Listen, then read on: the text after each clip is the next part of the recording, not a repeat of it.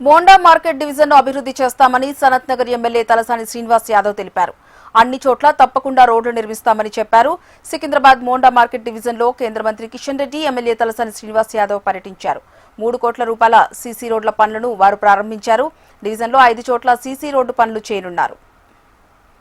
Cement రోడ్లు అంటే ఈ బస్తీలా చాలా చిన్న చిన్న బస్తీలు ఎప్పటి నుంచో ఉన్నటువంటి ఇబ్బందులను దృష్టిలో ఉంచుకొని మరి ఈ రోజు గౌరవనీయులు కేంద్ర మంత్రి కిషన్ రెడ్డి గారు మరి నేను కలిసి ఇనాగ్రేషన్ చేయడం జరిగింది.